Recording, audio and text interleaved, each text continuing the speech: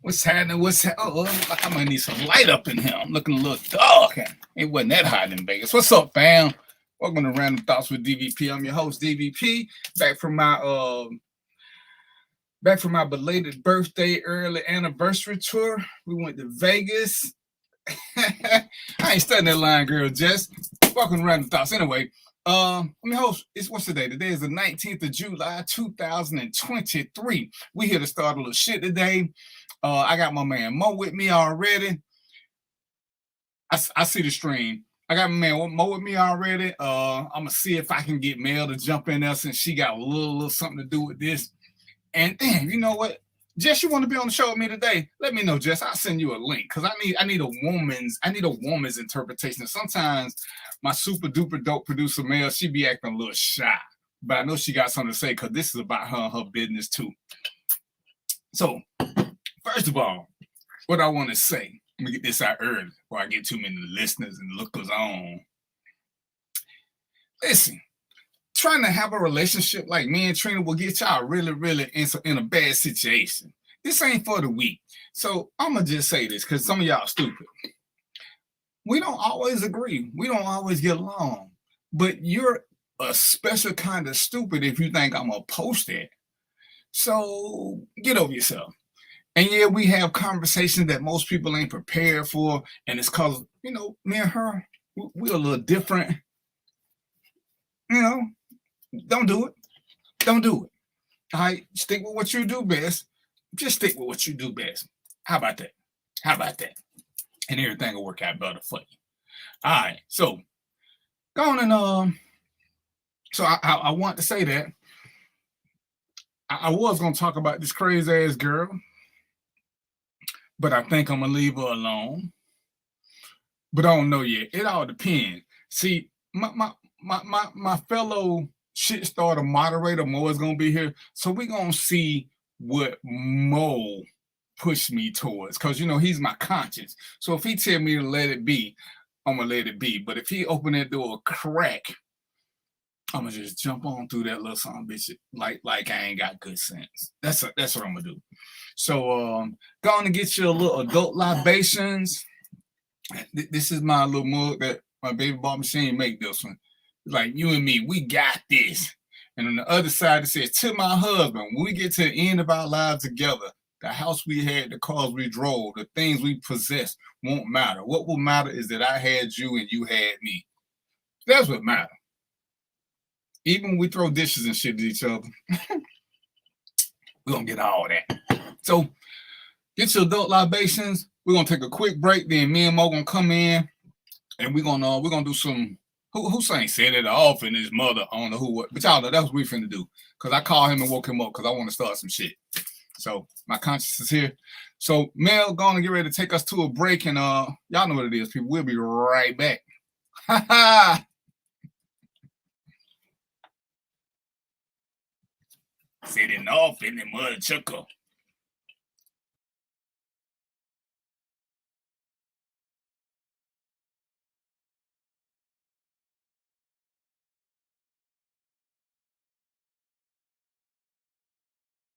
If you think all pads are exactly the same, think again.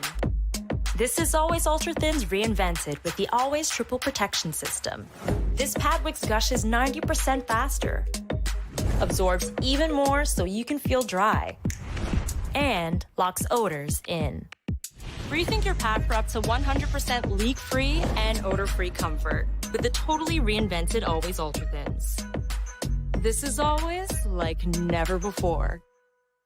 The Cuvée Group is a Florida-based marketing and training consulting firm.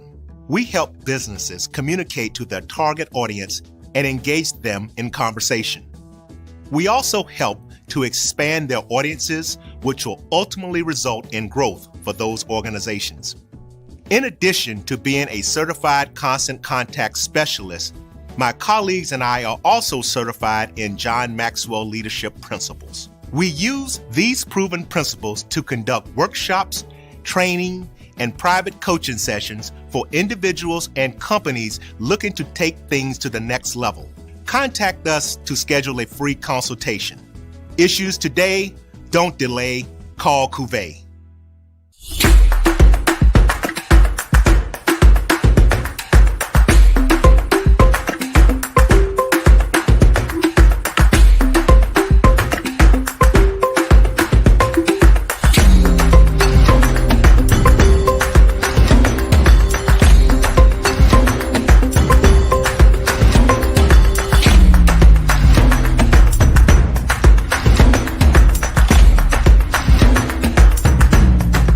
When you're looking for the latest information on Southern University sports, the Southwestern Athletic Conference, and HBCU athletics, there's only one place to go.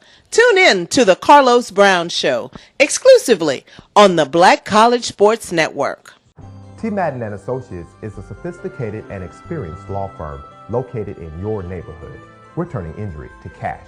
T. Madden and Associates obtained almost $2 million for my injury. They turned my injury to cash.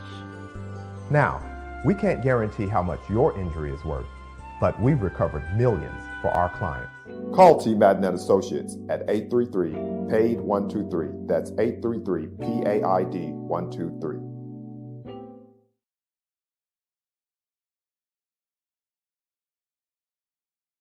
Stride K-12 powered schools are ready to put over 20 years of being a leader in online education to work for you. Dive into curriculum designed for the online classroom.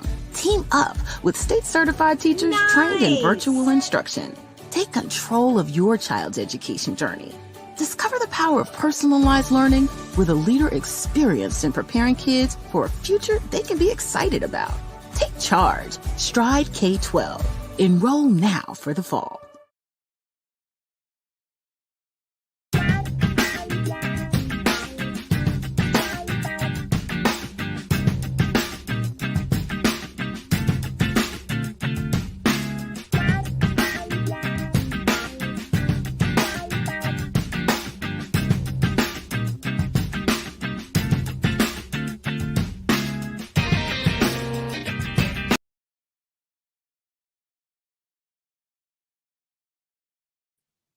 All right, I'm back. Where's there we go. There go my man Mo. All right.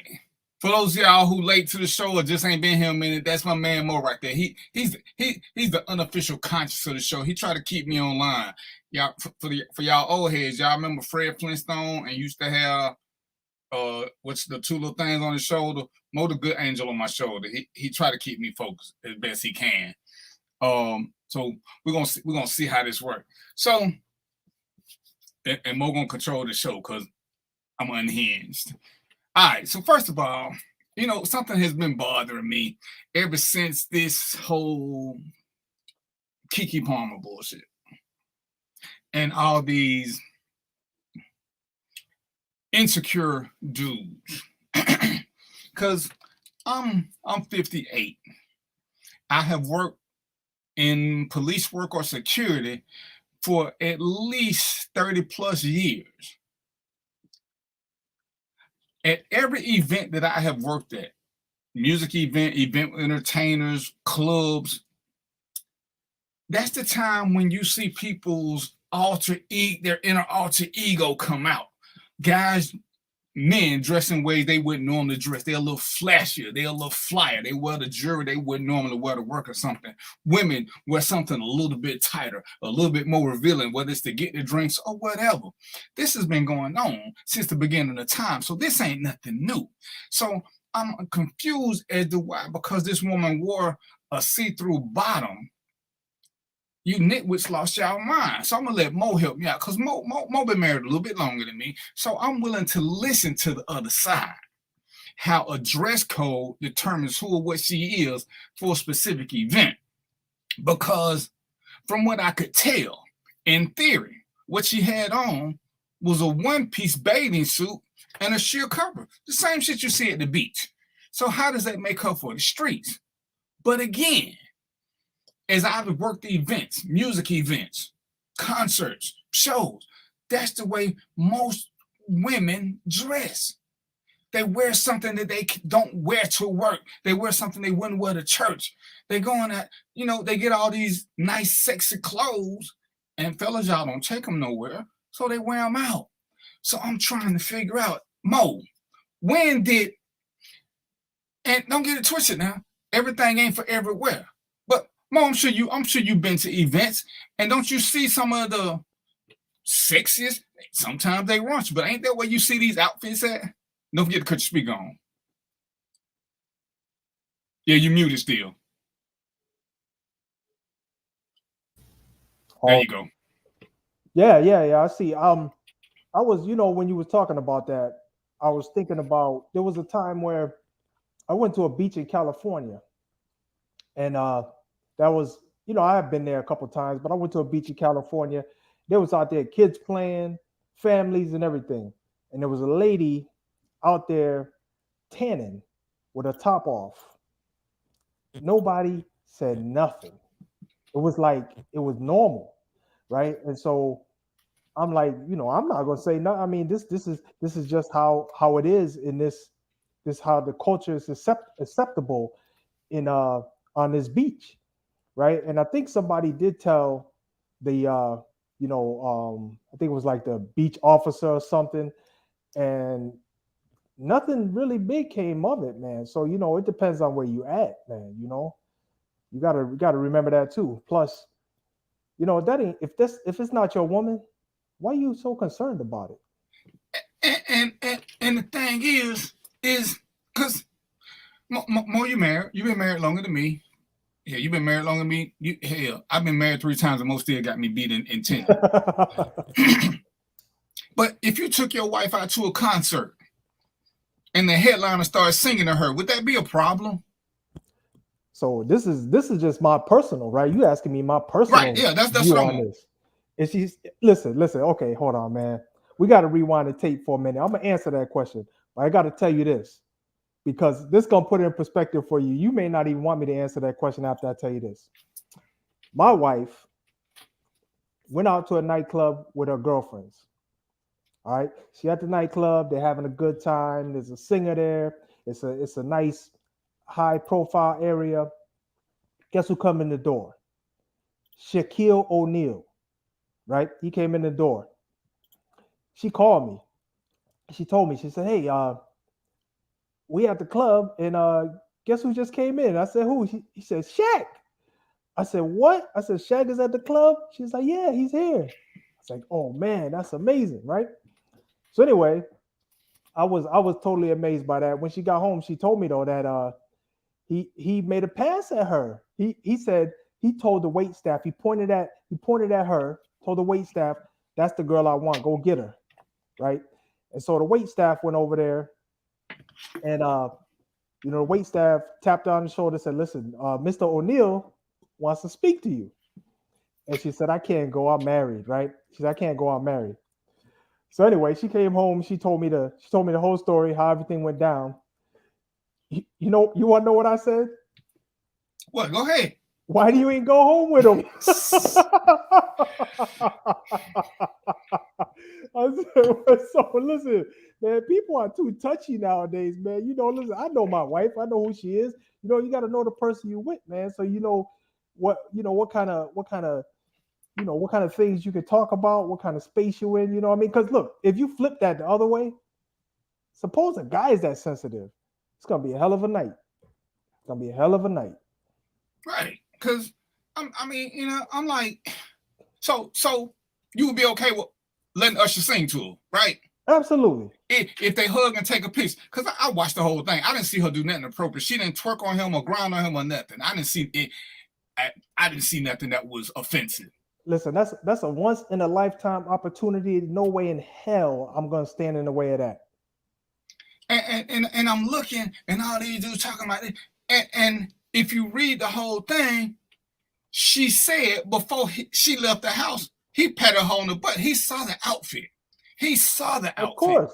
And so I'm trying to figure out. But okay, Mel, what was inappropriate though? It was still at worst, it was a bathing suit with a sheer cover. A bathing suit. And so what was inappropriate about the outfit? So DVP. Yes, sir. It sounded like the outfit didn't get inappropriate until they got at the venue. What the hell happened from the home to the venue? If it was inappropriate, she wouldn't have made it that far. Okay, Mo.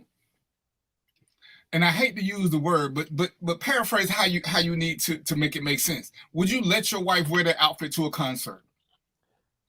I would listen. My wife can wear whatever she wants because I trust that my wife has the good sense. Listen, the reason why I'm with her is because we think on a common scale. You know what I'm saying? There's a commonality about us, right? So I'll tell you right now, my wife wouldn't wear that. But if she wanted to, I would support her. I might say something, but if she say, listen, no, this is what I want to wear, I ain't messing with it. And two things happen right there. And this is what men have to choose better. Because Trina can wear whatever she want to wear. I can't stop. She's not my child. She's not my possession. But if I say that I don't like something, there's a 99% chance that she ain't going to wear it. So there's that. And if there's a problem with you and your significant other, social media ain't never the place to go run to it. Your ass cheeks out in 95% of bathing suits. See, and that's why I'm trying to figure out how it became such a she wasn't looking like Lizzo was looking at a Celtic game. She was at an upscale event, and you can't tell me we ain't been to it and see how some of these women dress. They got the V-neck dresses where the V is cut down to the navel. She was dressed appropriate for what she was going to do. She was hanging out in Vegas. What do people wear in Vegas? I'm a grown man. I didn't see nothing inappropriate about it. Wasn't no nipples showing, she already got big boobs and then she got the baby, so they big and juicy. I didn't see nothing, and I'm watching everybody. But again, this goes to vetting your mate and knowing what you're doing. What was she doing? What was she going to do? VP. She was in VIP. And if you ever been to these events, entertainers recognize other entertainers. That's what they do. But again, she wasn't grinding on him. She wasn't nothing. And I'm confused on why it was causing so much controversy. Because, come on now, ladies and gentlemen, let's not act. Everybody says this and everybody says that. But one of the things that most said is most important is if you don't trust your partner, why are you with them? Because there are times when technically, I believe, we all act a little inappropriate for the situation. You think if me and Mo at a concert and Janet Jackson or whoever tell us to come on stage and they start doing stuff, we're going to push them off and be like, hey, we married. Mo, you pushing Janet Jackson off? I don't even know if Mo a Janet Jackson fan. You hell no. And guess what wifey better do? She better sit down there and take some pictures. You better help me memorialize this event. Absolutely. That's what I'm gonna do when Usher pull out or Maxwell or whoever. Oh, I'm taking pictures. But I know I believe I know her. Listen, man. What is this? How do we get the sex trade on this, Antoinette? They were at a public event in Vegas, and it's that extreme that people keep going through. How in the hell did this get the sex trade? You guess what a sex trade capital is in the United States? Atlanta. Wow. Guess what? And guess what venues Atlanta got here? None. We got a bus station. So we will throw some shit that's non-factual to try to prove our point. These shows in Vegas been going on since before the Rat Pack. We see how women dress. We saw how Marilyn Monroe was dressing. We saw how all these people been dressing and ain't nothing ever happened. It's par for the course. And I'm looking, Antoinette, it's amazing how many women are siding with these insecure ass dudes. Antoinette, why they snatching women off the street? Please stop with. Please stop. They not snatching women. Women been walking the streets forever. She wasn't on the street. She was in the club, in the VIP section, in the very front of the building, Antoinette. And guess what? She didn't walk alone. They get their own special card. And I guarantee you, if you fan the crowd, she wasn't the most provocative dress. And everybody made it on. Everybody made it home. So can we stop jumping off a cliff? Because if that's the case, they can snatch any woman off the street. And if you do the research, most of the women who get snatched, their clothing has nothing to do with it. Antoinette, that's just like rape. The clothing has zero to do with it. They raping clerks. They're raping women of opportunity, not women of a dress code. Fewer women of the night are raped than regular women. Why is that? Why is that? They're out there. So don't conflate. Don't change facts. What's up, Nikki? Nikki, are you dressed? You want to come on the show? I need a woman on the show, Nikki.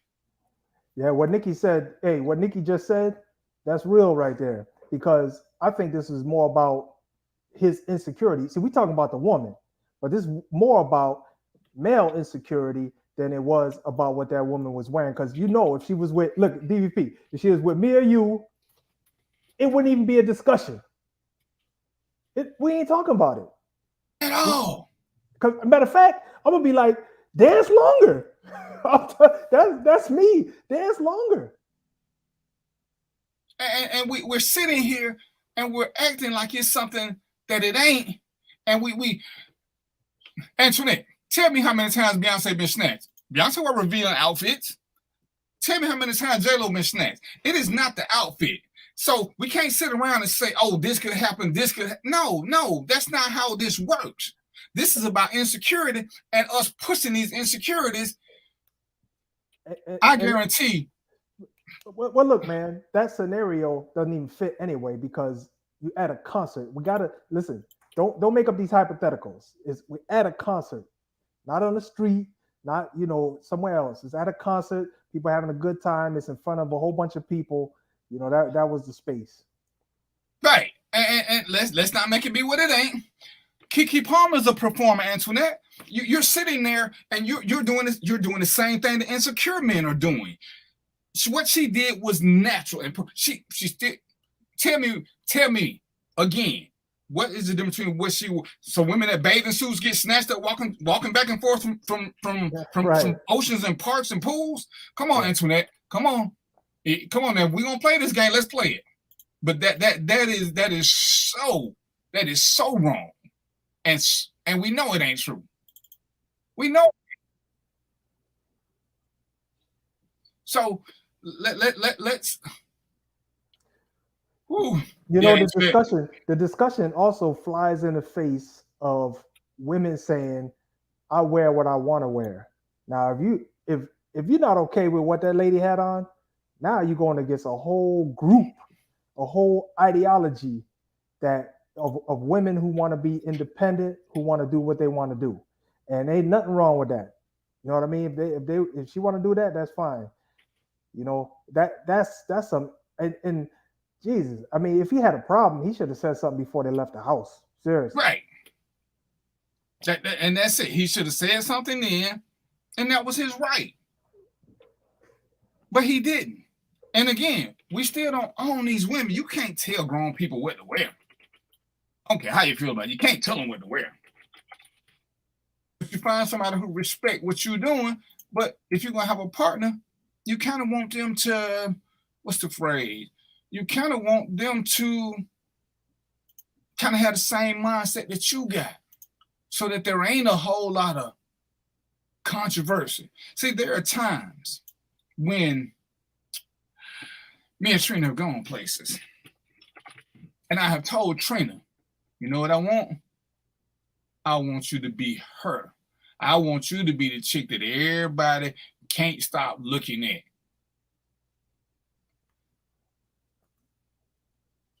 If respect comes from your clothing, then we in a lost cause.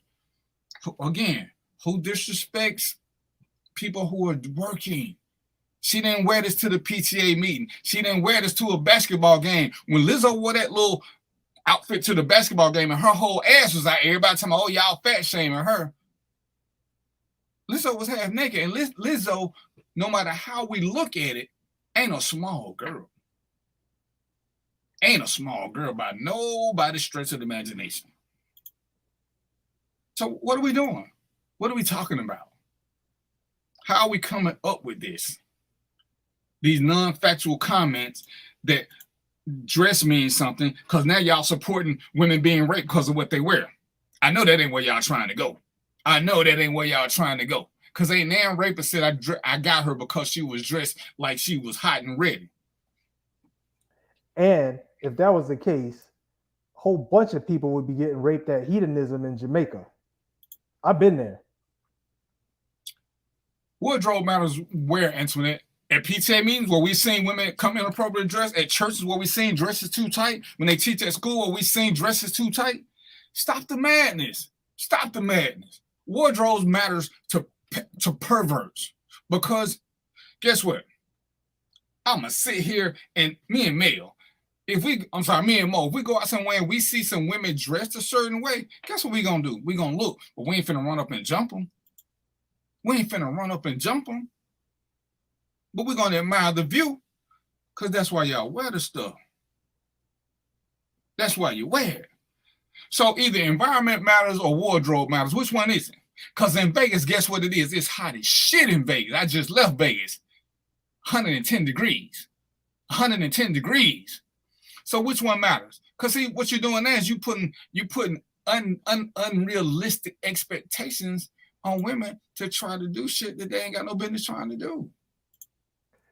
You know, it's interesting, man, because I think this discussion is a function of what people have seen from insecure men, because there's a lot of them out there. I think this is a function of that, man. So everybody's being real. I mean, I like I said, man, I went to California. They on the beach with no tops and nobody having no problem. You know, I went to Jamaica, same thing. They got hedonism over there, you know, and it's just like, you know, we just too cautious, man, about all those things. And I don't know, people saying, because I used to think that at one time, but people saying that how you dress causes you to get raped and molested and all that, that's not true. DVP, you probably got the stats on that, but I could tell you that notion in itself is not true. And it's not. We got to call it what it is. And to sit here and keep saying that the dress, I hear you, but talk to rapists.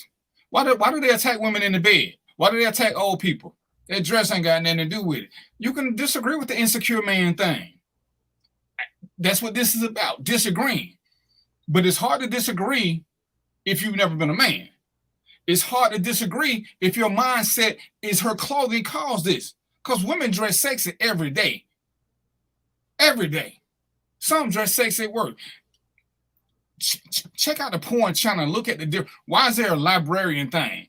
What do librarians do to look sexy? But men, so the put it on clothing is really unbelievable. Because I would tell you that the less a woman has on, the less people really pay her attention because they think something wrong with her. There was nothing sexy about what she had on. I'm gonna stick to what I said. It was a one piece with a sheer bottom. The same shit you see at damn near every beach. Every beach. And you know who wears it? Women who ain't overly comfortable. Because most of these women wearing two-piece with the thong bikinis. Ain't nobody saying nothing. Most of these women got the bra tops on that's too small. What's the difference? What's the difference? You're not at the beach. You're right. We at an upscale event where it happens. Antoinette, go to any concert. I did Frankie Beverly and Maze. There is nothing sexy about Frankie Beverly and Maze. And I saw how the women were dressed. I did the Bronner Brothers hair show for almost 25 years, a hair show. And I told every grown man I know, go to the hair show. It's an adult freaknik because you will see some outfits that you wouldn't believe by grown-ass women. So what's the difference? What's the difference? They go to these events so they can get their intersection on because it is the norm there. Any concert you go to, I guarantee you will see this. I guarantee. I'm willing to bet dimes to dollars. You can't get around it. Look at the NBA All-Star game. You're going to see it. Look at it. Hell, go to your local talent show. You're going to see it. Can't get around it. Can't get around it. And women want independence, which is funny to me, because y'all quick to turn on each other. Because he said, He said what? She for the streets? Dude saying she for the streets because of how she dressed? And see, this is what I want y'all to do, ladies. Understand, when y'all dealing with some men, they gonna tell y'all some of the craziest shit. Some of the craziest shit. You know why? Because they want you to bow down to what it is they think they want, which is for you to submit to their weirdness. Why? Why? That's all I'm saying. Why? Tell me why. Tell me why. Yeah, that's crazy, man. That's all. So I'm gonna let y'all have that. But understand, in reality, total reality, this ain't nothing new. This ain't nothing new. But it's how we plan it and how we'll hold. I'm gonna say this before we go on a break. Women have gotten so used to taking blame for men's inability to control themselves that y'all do it now and y'all don't even pay attention. You will see, and we're gonna talk about some more stuff, that where we at fault, we've gotten y'all so used to taking blame because we ain't gonna take no accountability. We got y'all used to thinking that clothing has something to do with your rape. When a noun rapist never said her clothes played a part. Not a one. We got y'all so used to thinking that if you wear a certain type of clothing, it'll do that.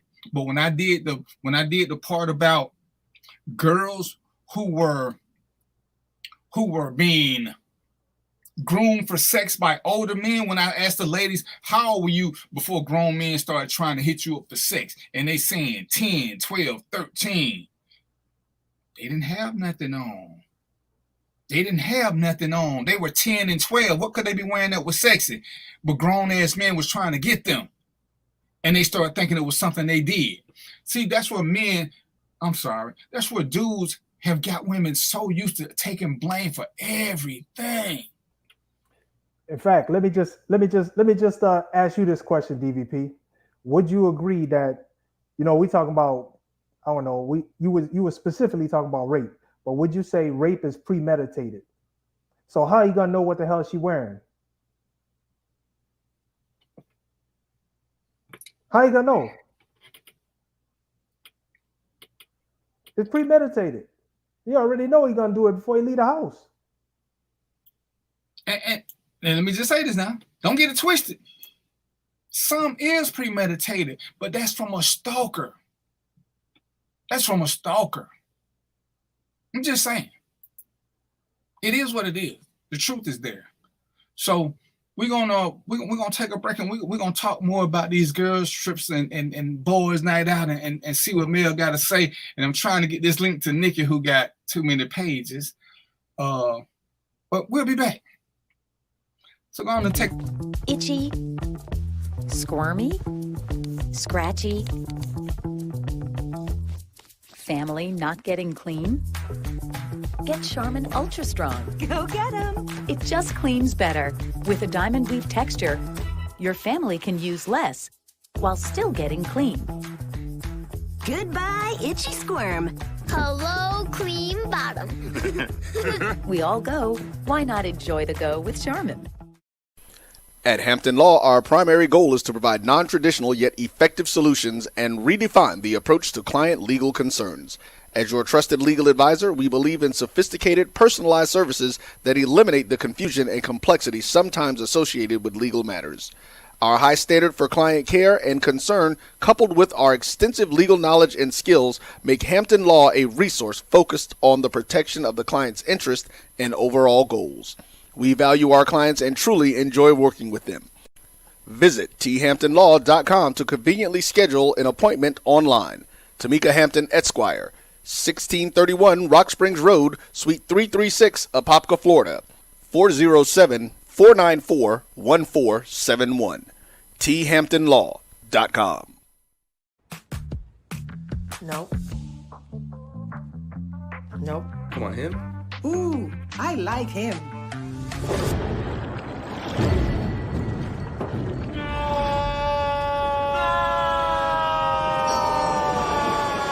Quick, the quicker picker-upper.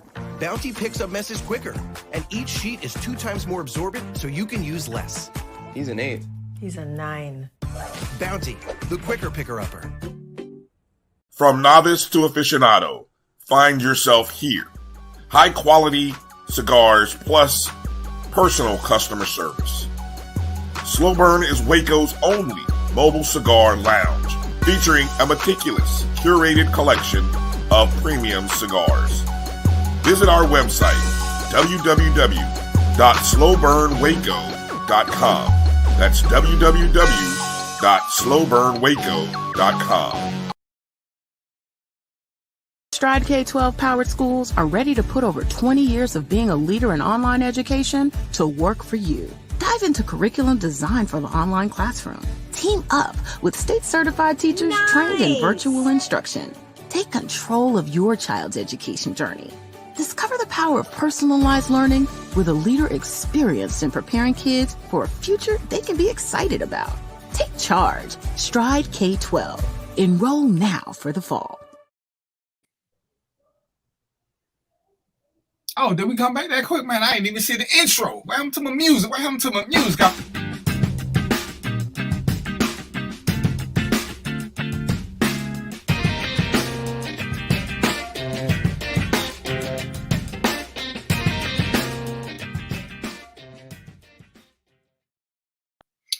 All right, Mo had to step out for a minute, but he'll be back. So next, I want to talk about these girls trips, and how all of a sudden they became a basis for crazy insecurities. Everybody talking about, not everybody, but here we go, talking about what women do when they go on road trip, how they going to do this, how they for the streets if they go on a girls trip. Because where did this come from? Women been going on girls trips since before Avon. So all of a sudden now, and it's like this wave of insecurity is got us in its grips, and it bothers me more. And I see women co-sign with dudes' foolishness. Dudes say every time any woman that go on a trip with all women, she this, she that. So I asked him a simple question. So you mean to tell me every time these sororities meet, you think it's a fuck fest? He's like, oh, no. But sororities ain't nothing but women. The Deltas and the AKAs, they meet every year. They meet every single year. That ain't nothing but women. So what separates their girl trip from any other girl trip? I'm confused on when we started being so insecure about our women. And let me just say this now, my area of expertise, having been a security guy, and please believe security can tell you bunches of stories, but I'm willing to bet most of the stories security can tell you about wild women were from solo women. I'm willing to bet, as I've interviewed lots of people, I love to see groups of women because I ask them. And there was even a post where a group of women was going on a trip and they uninvited one of their friends because she was a little too loose. Because most men, again, I worked in clubs for a long time. Most men will not talk to a woman who is amongst a group of women. That's security right there in and of itself. Men don't like approaching a group of women. They can hear no in stereo. It don't get much safer than that. Most of the women who go on road trips with their girlfriends, unlike this shit that happened in Chicago, where the girl got found in the freezer, or the trip where the girl got killed by her friends. So we all know them weren't real friends. But most of these women, they stick together like glue. The only time they get any privacy is when they go to the bathroom at the villa that they're staying in. Because when they go to the bathroom at the club, they go in 2 and 3 at a time. If a woman try to break off, the women be checking, oh, no, sis, you can't go nowhere, whether they single or married. So where did this come from? Again, men start saying shit and women start saying, yeah. But when you ask them, give me 3 examples of when it happened. That's all I want, is 3 examples of when it happened. Mo, what you got for me? No, man, listen, when you were saying that, I was like, man, you're 100% right. Because I remember the days when I was in the club, man, trying to meet somebody.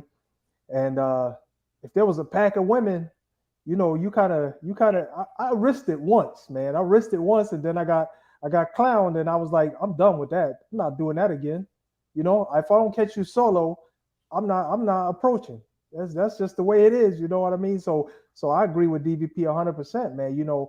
Just women being together in a pack. That's, like he said, that's security right there. If you don't want to be, approach, because that's what that's what men do. If they see a nice looking woman, they're gonna approach. They're gonna talk to you. You don't want to be bothered. Stay in the pack. Does your wife go on girls trip, Mo? Absolutely. And I started to tell you to have her come to the show because, like I said, I know women who've done this, and they stick together. They stick together like a gang. You can't. Hey, they sleeping in the same places. Most time they going to sleep in the living room or the common area where they're all talking. They end up going to sleep at night. Only way you can do something is you got to sneak off and do it, because they ain't letting you do it, especially if they know you got a good person at home. They're like, oh no, since you can't do this with us, I ain't finna lie for you. They way tighter than we are. They way tighter. So I'm looking at these threads on social media.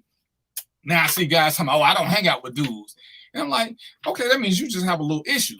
Because, hey, I know dudes who go on fishing trips together. They don't take women. Most women don't like fishing. But I got a couple friends that go deep sea fishing. It's 5, 6 guys. Oh, well, they on the boat. Well, to get to that boat, they got to go through some towns. There are women everywhere. So I'm just trying to figure out how we started this push to make it seem like it was so scandalous and skanky. When, if we're being honest, Mo, didn't you hear about all these dudes who used to go to the DR to look for women? Did you ever hear dudes talking about that? Of course. See, that was dudes was open about going to the DR looking for women. Dudes was open about this. Yeah. And guess what? If you listen to them, and I did, most of them weren't going in groups. It was just one dude going and coming back and talking about all the women that he paid for. Them dudes flipped that shit on y'all women and got y'all scared to take a girl's trip. Because I'm going to just say this from my own experience. Even when dudes go out, and I ain't never took no trip nowhere long with a bunch of guys, but I have been on trips with guys. We don't do that shit. We don't do that shit. Randy told me, I've been knowing Randy damn near all my life. Randy said, hey man, every year you should go somewhere by yourself. Your wife should go somewhere by herself. But see, you can only do this if you're secure. Because I hate to break it to you. But the truth is, y'all gonna hate me for this. The truth is, Mo, you got a job? I used to work. I'm retired now. But when you had a job, yeah, you left home for like what? Anywhere from 5 to 12 hours a day? 12. Put it at 12, man. Yeah. So at least 12 hours a day you gone. Yeah. Can't your wife cheat while you at work? Absolutely. I wouldn't know nothing. She pay $600-700 to go somewhere to cheat when she can just do it while he at work. Exactly. Who in the hell, other than these dudes that's going to the DR, you paying to go to the DR, then you paying for coochie? See, to me, that's a double negative. You could have saved the trip of the flight and the hotel. Since you in the paying, you could have just paid a local girl. Facts. I'm just saying. Facts. And we know women better than us. They can cheat locally. And they ain't got to pay. Because we know the dude to get the hotel room, so they can get a hotel room somewhere and do it right there. Oh, my girl ain't going nowhere without me. Are you that insecure? I used to work with a dude. I ain't gonna call his name, but I used to work with a dude. We worked 11 to 7 shift at the jail. 11 to 7. 11 at night, 7 in the morning. 11:30 every night like clockwork. He would call his wife. Oh. I said, dude, why you always call your wife at 11:30? He said, man, I got to make sure she's at home by herself. He said, I can't. He had seen her. He said, man, you got a pretty wife. You don't think your wife gonna cheat? I said, even if she cheating, what is me calling gonna do? He said, well, she answered the phone. I know. I said, stop. You don't know shit other than she answered the phone. I said, but she know where you at because, call ID, tell where you at. I said, so she know you're going to be at work for 5 or 6 hours. So you do realize women can have sex and be on the phone. I don't know if you ever knew that, but it used to be one of my little kinks. I used to like to have women call somebody, hey, are you serious? You think calling me she ain't cheating? And he was like, I ain't never think of it like that. I see her, quit calling that woman 11:30, waking up, letting her know you insecure. Why'd you marry her if you worried about that?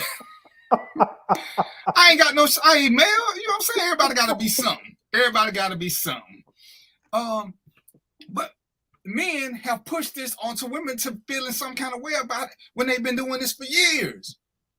Because I know back in my strip club days, dudes come back with pictures from the DR. Man, you got to go. They ain't never say, man, we should go next time or come with me. They say, you should go to the DR. Because they ain't taking nobody with them because they know.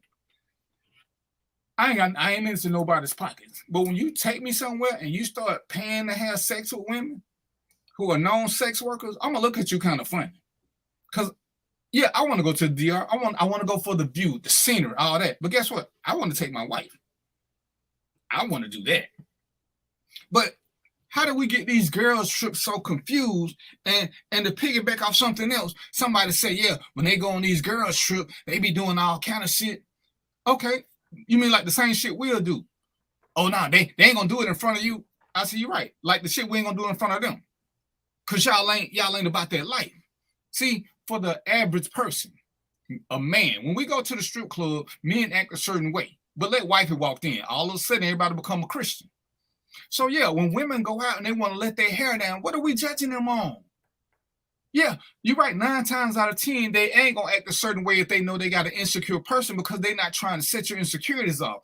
It's called respecting your insecurities. But if me and my wife can go to the strip club, and Lord knows we have a great time, but I went to the strip club with my first wife. Oh, my God, she got us kicked out because she was acting like a Christian, and she was making my group uncomfortable. Why you want to go? I want to go. I want to have a good time. We go. It's guys and girls in my little group, and we got one simple rule: you can't bring nobody here who make us not have a good time. She was making them uncomfortable, so they called me to the side and said, "We know you in charge of the club, but you know the rules. If your guests make us uncomfortable, y'all gotta go." I said, "Damn, you got me kicked out of my shit because you sitting over here like this at a strip club because you don't want nobody to touch you. Why the hell are you here?" Right, Brandon. Men doing this. So now we trying to pass this on to women and y'all buying into this bullshit. So now y'all scared to go. Mel, I know she can't talk. I don't know why she won't. She got a headset. Mel, you book trips all the time. Mel, you just said you went on some stuff with some people. Did you go to have your what they call that shit? Oh, what they call it when women do shit? Did you go to have your bald head whole phase? Women go on trips because they like going on trips. It's like some other women said. You know, sometimes you need to bond with a different group of people. Sometimes it's good to bond with your sisters and hear their stories and laugh and joke and get all that out because everybody talking. It's good to bond with other people sometimes. When Randy told me, hey, man, let your wife go out of town without you sometimes. You know what? I said it makes sense. Because sometimes we do need to miss each other because we get complacent when we are with each other every day. And man, that's good. Most of us like doing stuff by ourselves. But then if we're going to talk about security, as people was talking about earlier, it makes no sense to go somewhere new by yourself. Because according to somebody, you may get snatched off the street. I'm just saying. Because most of us don't dress like we work at Circle K when we go out of town, especially the ladies. So somebody may snatch you because you may look a little sexy. And women, you don't have to try to look sexy for us to appreciate what's going on. We have vivid imaginations. But when did girls' trips become so divisive? You know, I asked the question, would you be okay with your mate leaving the country without you? Mo, would you be okay with your wife going out of the country on a girl's trip? Man, are you kidding? I push her out the door. Go ahead, man. Go have fun. Well, what's the problem, man? I don't really understand the problem, man. I've never been an insecure dude. If you're gonna be insecure, man, just stay alone. Just be simple. Just be by yourself, for real. You know, you're not gonna last very long in a relationship if you're an insecure cat because the shoe works on the other foot too, because when you want to go do stuff and you want to do it alone, if she was clingy and she won't let you go, that's gonna be a problem. And I thought about it. It's like, would I want her to go out the country without me? I don't know. If she wanted to go, I would be okay with it. I would prefer we go out of the country together. Go to Minnesota. And and it's funny because we were just talking about it. The same thing. If something happened, I can't get to it either way. So, exactly. But if she got with some ladies and that's what they want to do, I'm not going to stand in the way. I do think I would be opposed to her going by herself. But if they had a latest trip and they were all going to, I don't know, wherever, I'm cool with it. But I bet you probably like me, DVP. I think your concern was probably the travel piece, not the piece when you get there and have a good time. Because my wife just went to Dubai by herself, and she met a family of friends over there. But she flew by herself. I wasn't worried about when she got over there. I was worried about the trip itself. You know what I mean? But she got over there, she had a good time, and she got back. So, that she had a great time. That's what that was. Right. And it's like I said, at the end of the day, I could get with it. But I think part of me would just prefer us to do out of the country stuff together. Yeah. At this stage, I'm still technically a newlywed. So, but I get it either way. I shouldn't try to shame if they don't do this. Call me once an hour, 1 hour, every hour, some shit like that. Where they do that at? Where they do that at? Oh, and my again, God. I worked at a strip club. I've seen dudes in there, and when their wife come through, I see them change just like that. Dudes, oh yeah, she gonna change when you show up. Dude, are you serious? Our kids change when we show up. We change when our boss shows up. Everybody change. Us grown ass people, we change when our mama show up. I guarantee you, when my mama show up, she don't get this DVP. When my mama show up, she gets Darren. She's not getting this dude. Cause I'm a different dude. That's how a trillion people are.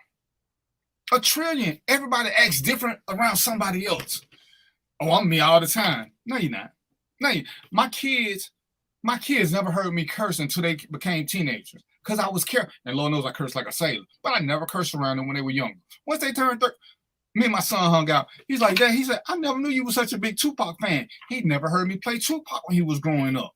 Because it wasn't for him. But as soon as I got in the car and I left the driveway, man, I crunked Tupac up. I crunk it up. But around when he was a kid, I didn't want them singing songs that I was listening to, and then I got to tell them they can't do that. I got to project a certain thing. So come on, who don't act different around certain people? Who don't act different? When for men that still go to barbers, when you go to the barbershop and y'all having a barbershop talk where damn near anything go, let a mama walk in and you're gonna see the whole vibe change. Every man in there gonna talk about something different except for that one dude who don't respect women. And they're gonna sit up straight. Yes, but ma'am.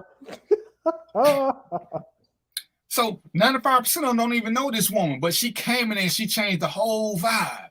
Yeah. That is called what they call life. That's how most people are. That's what they do. So all of a sudden now you somebody new and different that you don't respond like that. Come on, stop the madness. But we got to stop letting people convince us that this is not the way. This is not the way. Come on. And you know what? Here's the thing. We always talk about the Keke Palmer thing, but here's the thing. It don't really matter what none of us think. It's between the two people in a relationship.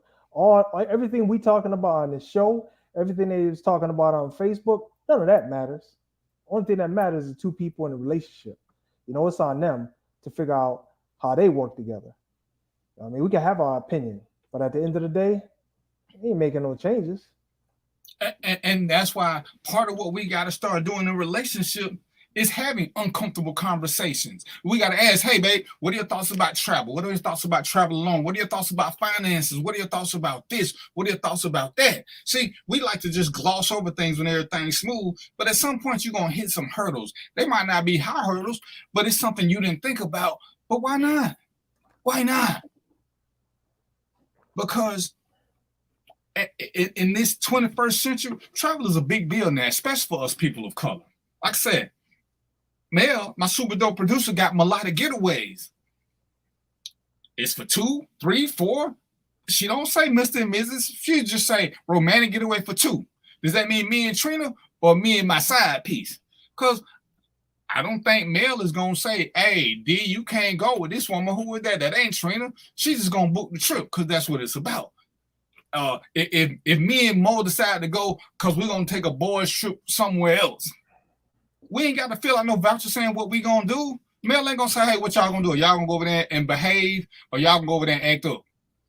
Well, shit, it all depends on who come to us while we just chilling.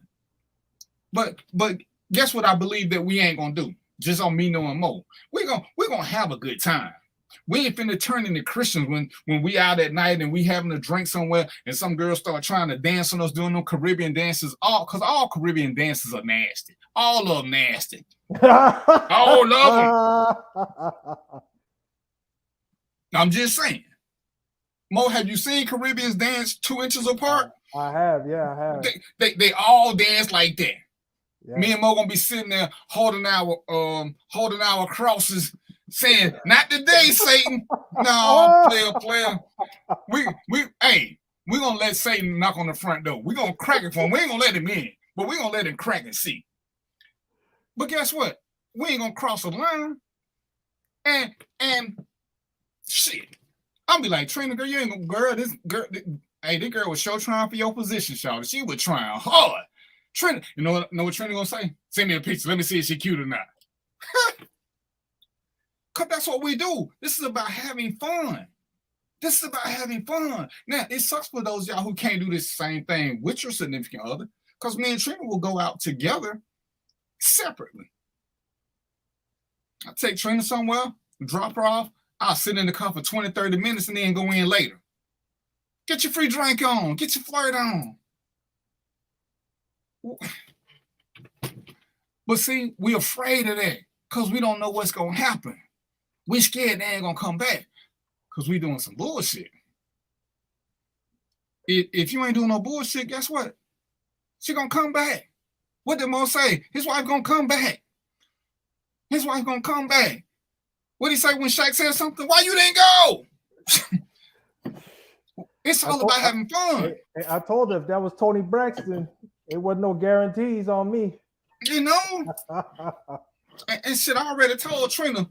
MC Light got one time look at me the wrong way. I'm be like, man, I'll be back. I'll be back. And like, she don't even like boys. I'm like, me neither. That's how we got something in common. we gonna start from right now. But it's all about having faith in your partner. And I don't want to minimize none of this. And I was having this conversation with somebody about cheaters. And everybody's saying, I ain't taking the cheater back. I ain't doing this. I ain't doing that. And I'm like, I hear y'all. I hear you. And I ain't saying nothing about none of this. I said, but the one time in reality when you can't take a cheater back, in reality, is when they don't come back home no way. See, most people who have an event that caused them to cheat or stray, it was something else going on. 9 times out of 10, it wasn't about the sex. When you get to that bottom part, you can become better. When you accept your role into the strain, because people cheat. People cheat. Some people because they're selfish. Some people just because they need an outlet, and y'all can say all this what you want to. But sometimes shit happens. Sometimes shit just happens. Find out why. See, again, I played the maintenance man, and I've known women who fooled around with me, but they weren't leaving their husband. He either wouldn't talk, wouldn't show them affection or tenderness, or the sex game was whack. But everything else was cool. They weren't gonna leave him. And sometimes we gotta have these deep conversations to figure out what's going on. Sometimes you gotta step your A game up. Me and Mo have talked about this before. Sometimes you get so comfortable with your partner, you start being too comfortable. You forget to give compliments. You forget to give them that little look of lust sometimes that they got their attention. Sometimes we need to miss them. Sometimes they got to do a little something different. Sometimes we got to do a little something different. But sometimes Trina, Mo's wife, they need to be able to look at us and say, babe, I'm not getting enough attention. And before we become defensive and start trying to explain why, we just need to say, okay, and fix it. I don't need to explain why we ain't giving them no attention. Ain't no need to tell about all the shit that we got going on at work or at home or nowhere else. When they put out that SOS that, hey, I ain't getting enough attention, you just got to pay attention to it. Communication is paramount. You have got to pay attention when they tell you that they are missing something. 9 times out of 10, they will tell you first, babe, I ain't getting enough attention. I ain't getting enough affection. You're not kissing me like you used to. You're not hugging me. Fellas, your response, ladies, your response can't be, oh, you're a little chubby now. You this, you that. You gotta fix that. You gotta fix their complaint first. Not play complaint for complaint.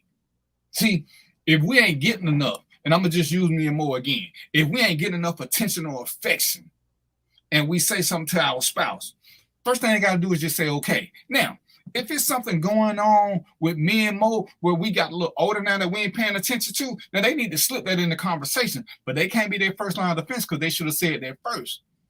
And so, once you're there and you having a conversation, it's like, man, I say love you, but sometimes, I just need you to take a quick wash up. Be like, oh, shit, just tell me then.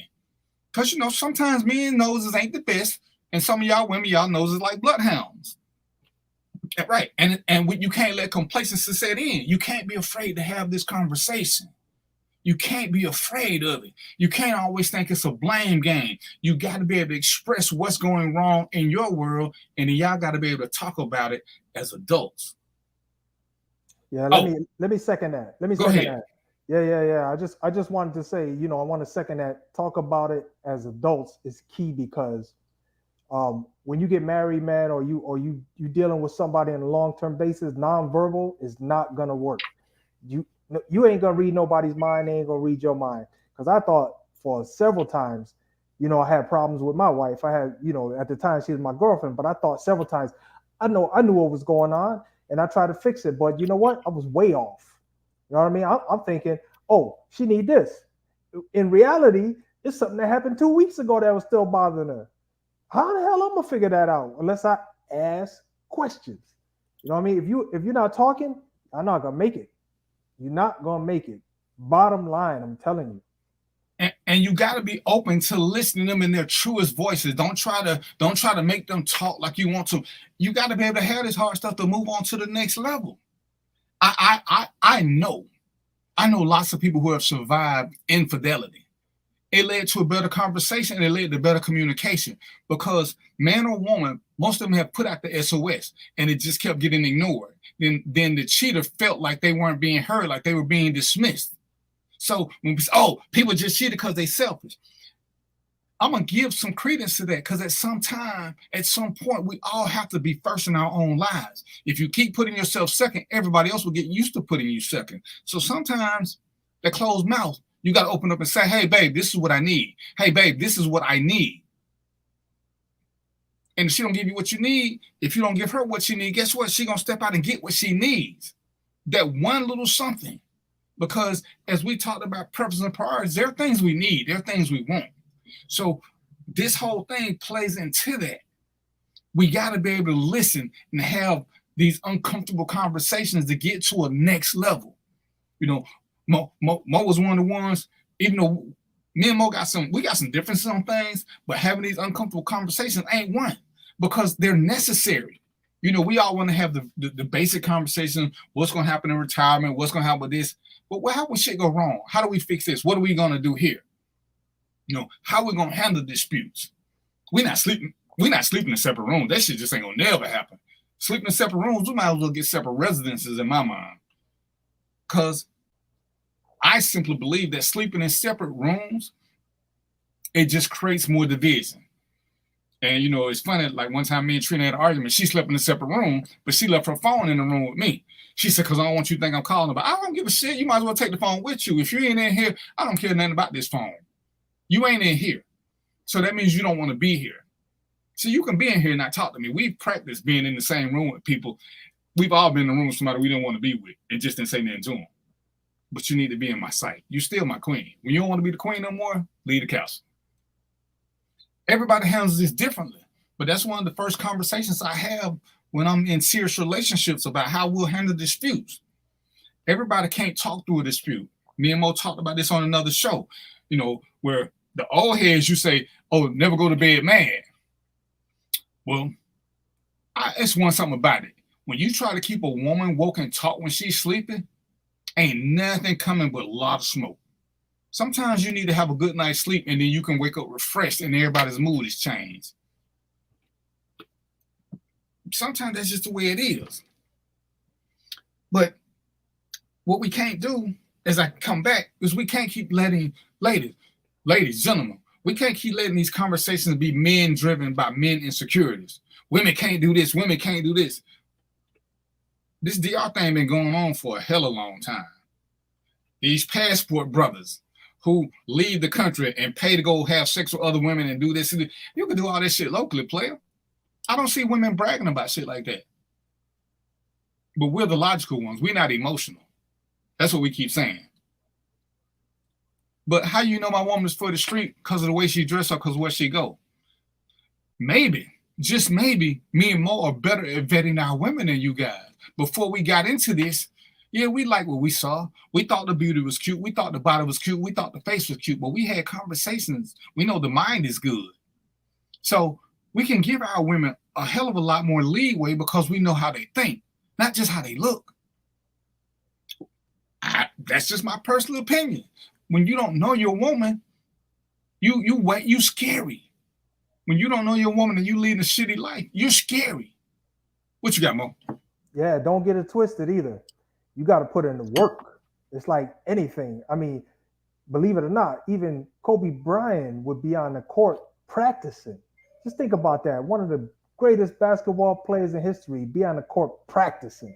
You're like, Kobe don't need to practice. Yeah, he got to practice. It's the same thing in your marriage. Y'all need to, talk about stuff, come to common terms. You know what I mean? Because then once you come to those common terms, y'all will understand each other better. Until you get there, I'm gonna tell you, there was some times before we even got to our common ground, I'll be thinking something, my wife will be thinking something, and we'd be totally off track. And just a little small conversation fix everything. Like, man, glad we talked about that, because I was way over here, you was way over here, and neither one of us understood what was going on. So, just avoid all that confusion. Have the discussion, man. It might seem scarier to have a discussion up front, but once you have that discussion, trust me, it's gonna be much better than both of y'all living in your head. Don't never, man. You cannot live. DVP, can you live in your head with a woman? I'm going this way because we men talking. Can you live in your head with a woman? Not successfully. Exactly. We don't think alike. We got to understand that and accept that. Exactly. Because I'm gonna tell you one mistake that men make a lot. I'm gonna tell you one mistake that men make a lot. And ladies know about it too. I know some of you ladies on this show know about it. And that is a lot of times when women want to vent, they call it venting or talk. When women want to vent or talk, a lot of times the man will be there talking about solutions, how to fix certain things. And your woman gonna tell you, listen, I don't want no solutions. I just want to talk. I just want to vent. I just want to get this out. And I'm telling you, for a long time, I was programmed to try to come up with solutions just because of how my life was. And I never understood. I'm like, well, I'm telling you what to do to fix it. And she's like, I don't want it fixed. And it took a while for me to understand that. But now, I'm a bona fide expert in understanding that now. I'm an expert, man. That shit got beat into me. I know, DVP. I know you understand this. Yeah, because we talked about it. We can't always fix problems. Sometimes we got to learn to be a friend. And when you're with your friend, life is a whole lot different. It's a whole lot different. And you don't worry about these trips. You don't worry about nothing, because at the end of the day, she coming back home to you. She knows at the end of the day, you're coming back home to her. I would say, hey, I'm going out. Let me see what you're wearing. Because if you ain't wearing that, that's going to get you free drinks. Then why are you wearing that out? You know what I'm saying? What the hell? What you doing? You like me, man. Right, wear something that's going to get you some compliments and some drinks. Y'all, we're not trying to spend our money. Try to get in the club free. Right. Because I know in my heart of hearts where you're gonna come when the club is over. I know when the club closes, whenever you decide to leave, I know where you're going, I know what's next. I know. But that's because we took the time to vet our woman. We had a good time, but we have conversations. There's more than a physical connection. We have a mental connection. We are like-minded in some things, and the things that we ain't like-minded in, we complement each other. She teaches me a little something, I teach her a little something. There's some give and play. Nobody's always right. Nobody's always wrong. But sometimes, as Mo hinted earlier, sometimes we're going down two different paths, but we think we're going down Main Street. She going down Main Avenue, I'm going down Main Lane. But we both thought we was on Main Street. I was like, oh shit, oh, let's get back here and get back together. But you gotta have that conversation and not take everything as a assault on your manhood or whatever the crazy shit is y'all be saying. All right, so we got to take a quick break, and then we'll be right back. So Mel, get ready to do what you do. Get ready to do what you do. Make it happen, Captain. Supermarket sushi, really? No. Wait, Troy, you work here? I'm never not working. Like Head & Shoulders Scalp Shield technology, up to 100% dandruff protection, even between washes. Never not working, huh? Oh, Troy, you're such a good teacher. Yeah, I know. Never not working. Never not working. Never ever not working. Are you serious? Never not working. Dandruff protection that's never not working. Head & Shoulders Scalp Shield technology. The human voice has always connected audiences with experiences. Major brands all across America have trusted Kever's voice time and time again. Conversational, powerhouse, intelligent, and sincere. That's the voice you need for your creative marketing process. KEAVERSVOICE.com. Kever's Voice, Kever's Voice, KeversVoice.com. Always on, all the time.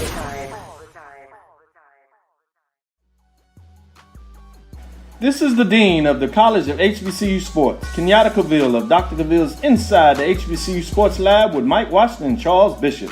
Come mix it up in the lab where the course lecture is in session every Tuesday from 6 o'clock p.m. Central Standard Time on Facebook Live, YouTube Spreaker, or the BCSN app, as we discuss all things about the HBCU sports culture, including exploring the week that was in the sporting HBCU diaspora, as well as the upcoming week of HBCU sports.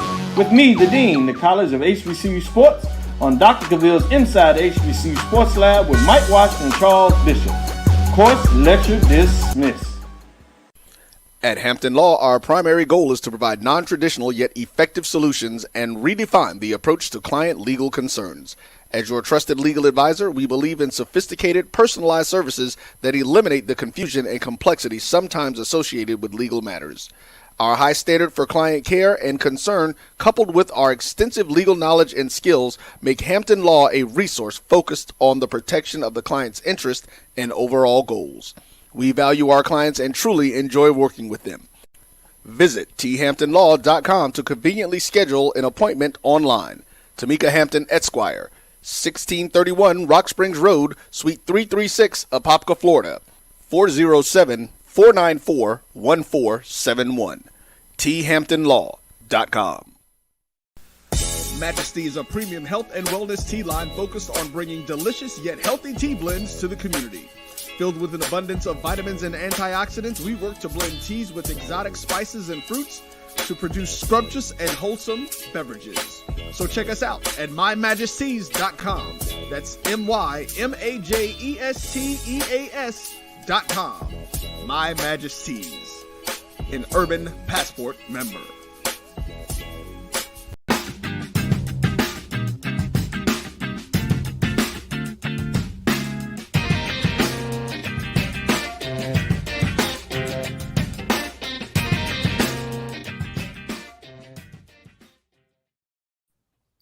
All right, so we're gonna do is we're gonna try to bring y'all home in these last 30 minutes. Ladies, gentlemen, wherever you are on the spectrum, you gotta learn, to me, the most important thing. If you're gonna have a partner, a serious partner, I ain't one of them people that believe that if you ain't married, you're single. Commitment means a lot to me. Your word means a lot. everybody ain't about marriage. So just because you're not in a marriage don't mean you free to be willy-nilly. If you make a commitment to somebody, then that means you're in a committed relationship. Whatever that means to y'all, y'all need to have this conversation about what your commitment level is. Because there are thousands types of commitments. We could be committed emotionally. There's a whole world of people out there that don't mind having outside sex.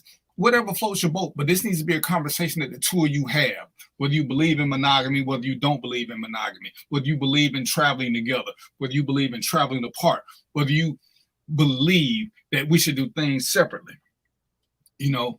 I've seen people saying that once they get married, they're doing everything together. Once we get married, she shouldn't be independent anymore.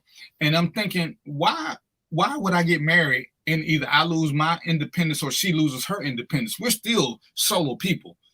We don't want to think about it, but one of us can die. And if you're totally dependent on somebody, what happens when they die? I'm a fan of everybody still being independent. I'm a fan of her having her own friends, me having my own friends, and us hanging out with our friends. I trust that she knows which friends that she don't need to be hanging out with. Because, Mo, do you have some shady friends that you still cool with? Not anymore. I had them for a little while. Not anymore, though. And see, I got some, but I won't hang out with them. But we can talk on the phone, but we're not hanging out. No, so yeah, exactly. So we could be acquaintances, but we're not doing nothing long term. I might see you short term, whatever, but I'm not, because I had a couple friends that was shady to the point of, I'm gonna go ahead and I'm gonna go sell these drugs, I'm gonna go do this, I'm gonna go do that. We was cool. But when he went to do that, I went my way. Because we just didn't vibe on that in that lane, I'm gonna respect your hustle over there. I can't do it with you. But like I said, I got a couple who are really shady. Like I said, they can call me, but we can meet at the strip club, but we can't hang out together somewhere else. Exactly. And you got to trust that your partner knows that. Trina got some friends. She done told me the stories. It's okay, if they want to meet. Hell, it's funny. She wanted me to meet one of her longtime friends for lunch, cause she ain't the kind of she attracts the wrong kind of attention. Mm-hmm. But they got history, so they'll talk. See, at some point you got to trust your partner with their associations outside of you. If you don't trust them, then why are you in a committed relationship with them? Because they are still individuals. They still need to have their own independence, in my mind. How do you feel about a woman having her own independence in a relationship, Mo? Oh, it's actually, let me tell you this. So I think a lot of people had this twisted. I know a lot of dudes think if you put a stranglehold on a woman, I'm gonna think it from a woman perspective because I'm a dude. If you put a stranglehold on a woman or you limit their exposure, to limit the things they do, that your security is gonna go up. Your insecurity is gonna go away, and your security is gonna go up. But that's totally bass-ackward. Okay, it's bass-ackward because if you let go and you let your woman be a free woman and do things, that's when you should be more secure. Because especially if you already, y'all got a good relationship, you talk to your woman, you know what she's about, she knows what you're about, you got a good relationship, y'all got a good thing going. That don't mean you don't argue, man. Listen, I had a lot of arguments, but that was us trying to understand each other. That's us trying to get to a common place. But when it comes to me wanting to do stuff, I had to learn the hard way, because when I was younger, I used to always want to bring my girl to the basketball court, watch me play. And it took about, I had a lot of different girlfriends, right? But it took about the third girlfriend that said, this shit is boring, man. I don't want to stay here and watch you play. By the time she said that, I started thinking, I was like, yeah, maybe this is something I need to do on my own. And then she took me to, there were some girls that took me to their girls' things. Whole bunch of girls sitting around, I'm there. And I'm listening to all this talking and, I can't even relate. I can't stay up with it. I'm like, listen, I ain't going. Next time, I ain't going. As simple as that. And she's like, okay, that's cool. And so I learned just going through that process that you need your individual space. Both of y'all need your individual space. That sitting up under each other all the time, it's good every now and then, but all the time, it's not going to work. It's not going to work. We need to have our own hobbies that just interest us. There's some things that you should do together. But as Mo was saying, if she don't like it, then why? You know, when football season come in, Trina don't like football. She don't like it. There's no need. Hey, that's my little personal time. I go to the man cave, I sit there and I watch the game. And when it's over, I go back. You know, when she does her crafting and stuff, I have no interest in it. I don't have to be there with her. You know, she likes doing certain things that I don't. It's okay. We need our personal time. We don't need, I don't think. And like I say, ladies and gentlemen, understand. Mo tell you what works for him. DVP tell you what works for him. When Mel jump in, she tell you what works for her. You got to do what works for you. You can't say, well, this worked for them, we should try it. It ain't nothing wrong with trying something, but you don't have to make it the standard. Because until Randy, who's a personal friend of mine, told me about letting my wife go on trips by herself, I was like, I don't know. Why would I do that? And then he's like, man, you need, and I got it. You know, I missed the hell out of Trina.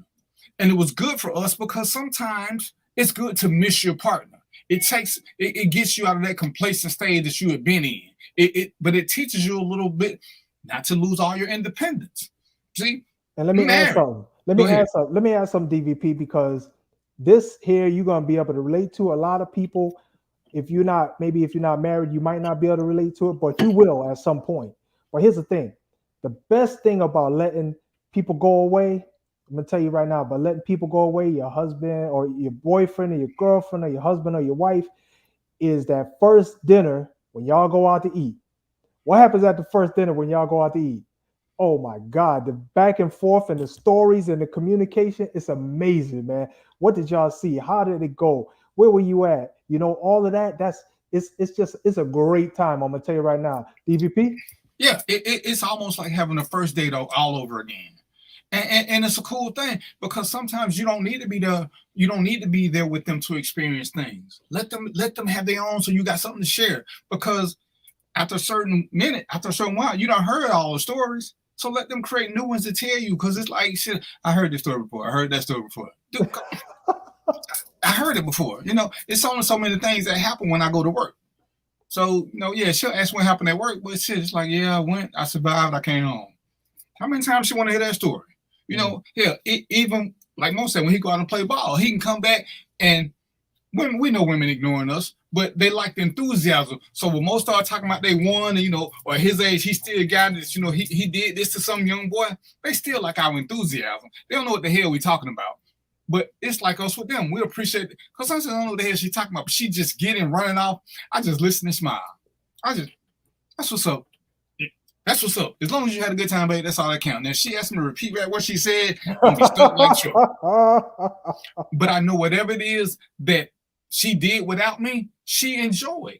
Hell, even when they don't enjoy it, it's fun, because they like, man, you going with me next time. I ain't doing this no more. Because now you know they miss you and they appreciate you. So it's a double-edged sword in a good way. They got stories to tell that they can now share with you. Y'all can talk about things, but they realize how much they miss you and they want to do stuff with you. But it's still nice to get that little time apart. And you figure that out for yourself. Is it 1 day, 2 day, 5 day, whatever? Because, you know, it's crazy.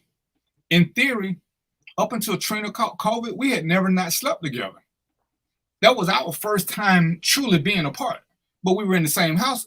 She just wouldn't let me sleep in the bed with her because she didn't want me to catch it. And Mo can understand this. As a husband, I didn't want to sleep in another room. I need to be there with my wife to make sure she's okay. She's like, no, but I don't want you to catch it. Babe, I'm a soldier. You know what I'm saying? I ain't catching shit, but I don't like the way you sound. I don't want to be in another room. I need to be up here with you so I can get you some juice or whatever. But, you know, I conceded, and I slept in the man cave, you know, until she got her negative test. But it's like, damn, you know, even being in another room was different. Because I'm like, this some argument shit. Who the hell discussed COVID protocols? But now I can't be in a room with you. But these are the things that being independent allows you. When she left, I got to feed myself now. I ain't had to feed myself in a long time. Now I got to feed myself. It's like now I'm a bachelor without the bachelor benefits, because I ain't finna run the streets. But hey, go ahead, man. Go ahead. No, I just wanted to add that. So what kind of this conversation is hitting upon is that in your relationship, you got to tune your relationship for the two of you. You got to tune it for the two of you. Me and DVP don't do the exact same things.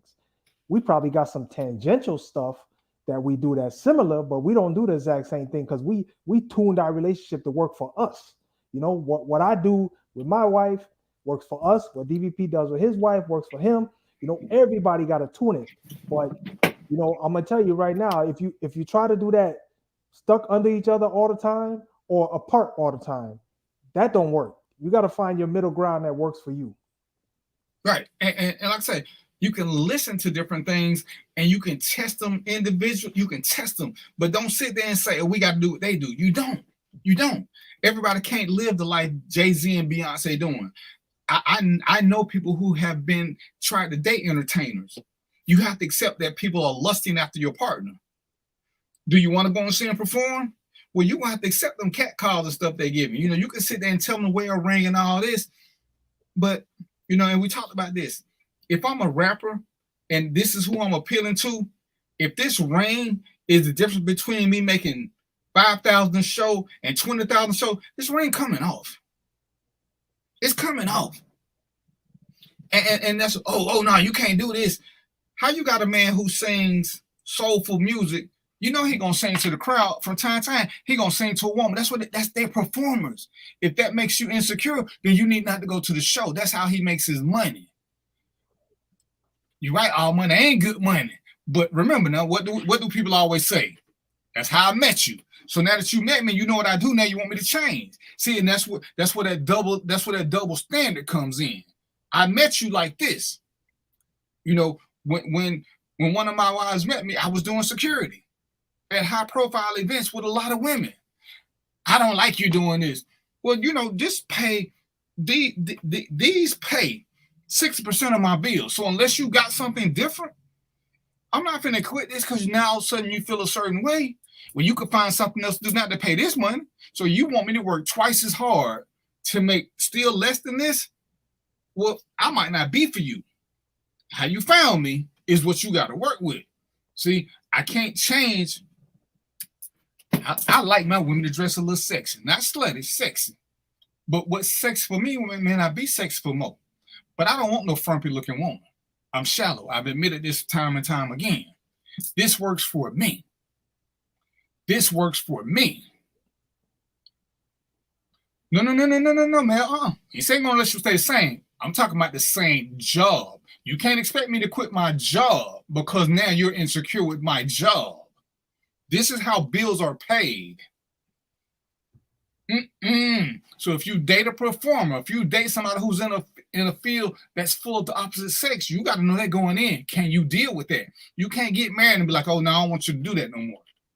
It's how the bills are paid. If Mo's wife was a model, baby, you can't model no more. Well, who's gonna replace this money? All money ain't good money. Yeah, but this money pay the bills. Yeah, let me make this point because what the person does may have some significance in the relationship, but what's more important is that you understand the person at a principal level.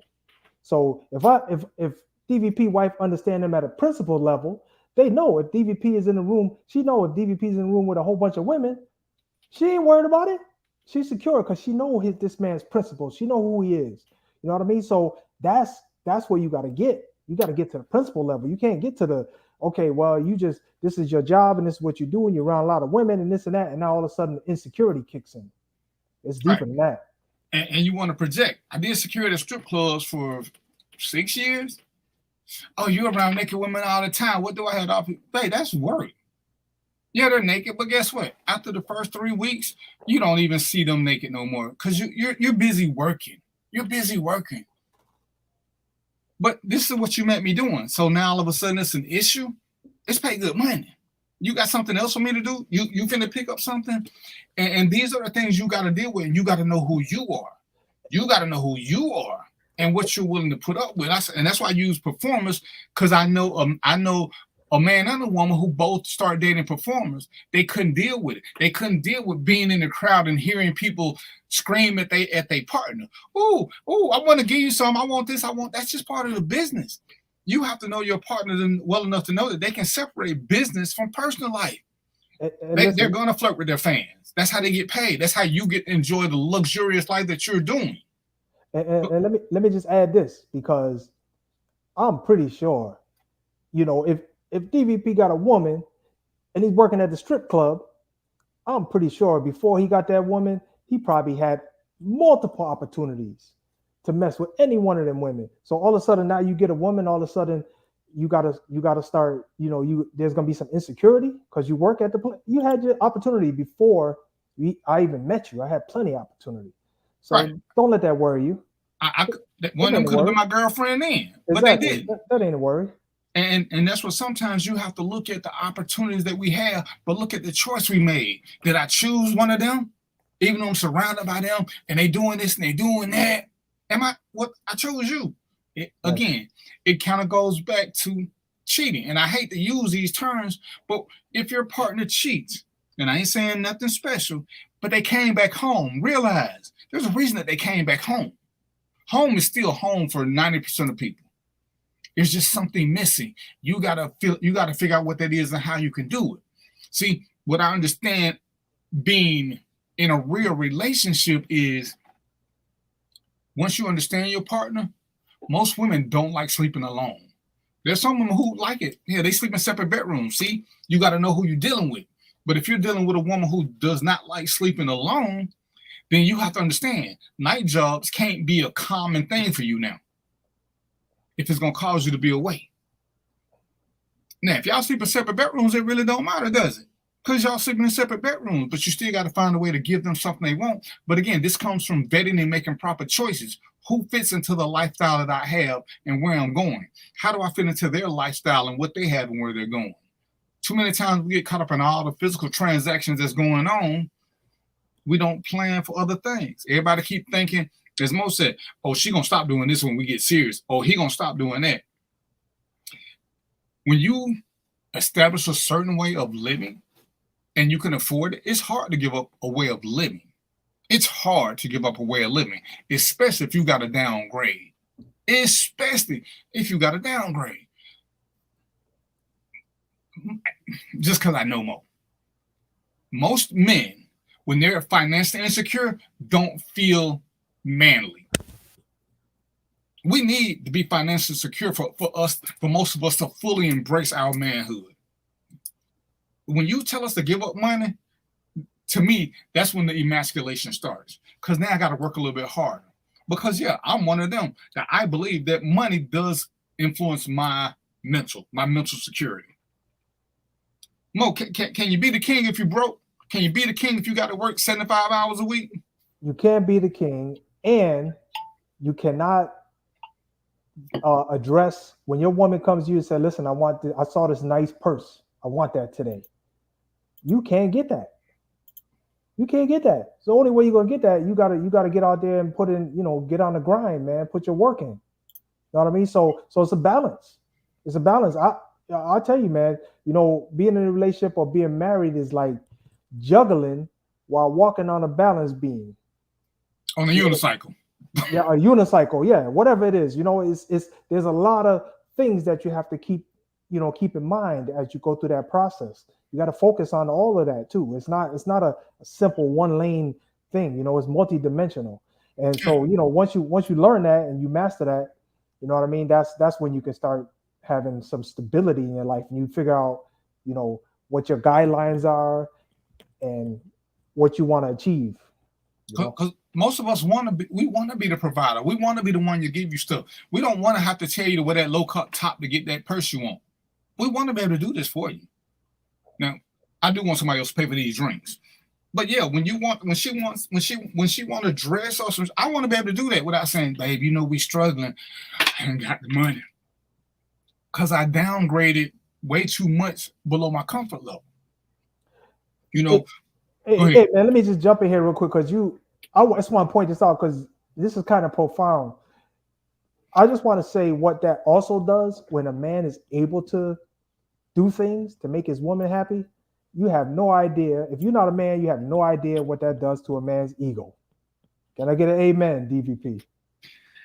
But what play that? What a collection play that?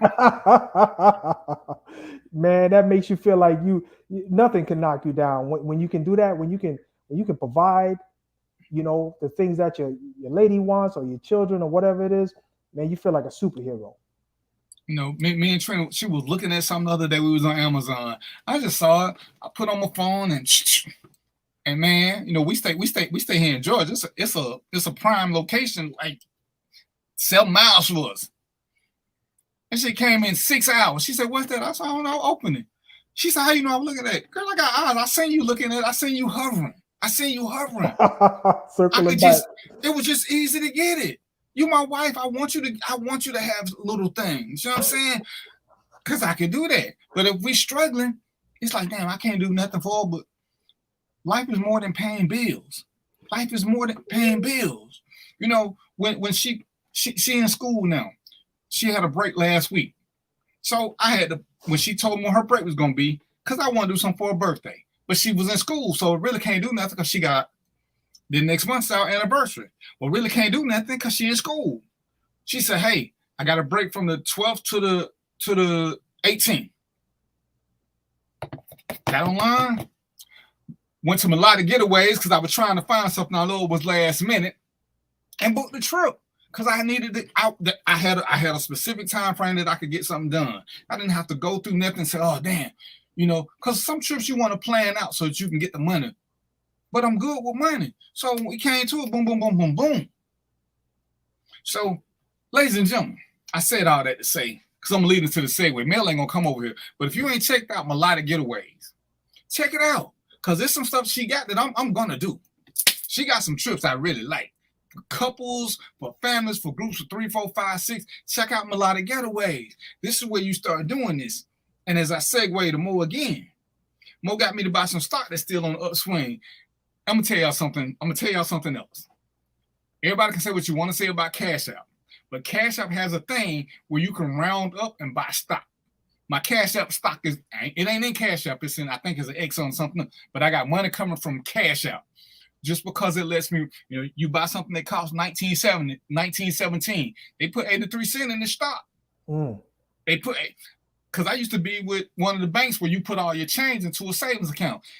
If your savings account ain't doing at least 4.5%, let it go. Ladies, gentlemen, there's savings accounts that do that. I had to look them up, and that's why I started putting all my money, because I want to still do that. But yeah, when you start getting into the stock and you start making money, check out Mo Group. You can get to Mel's group where you can now start going on trips, because that's what we're doing now. That's what we're doing now. And there's nothing now that Black people can't do.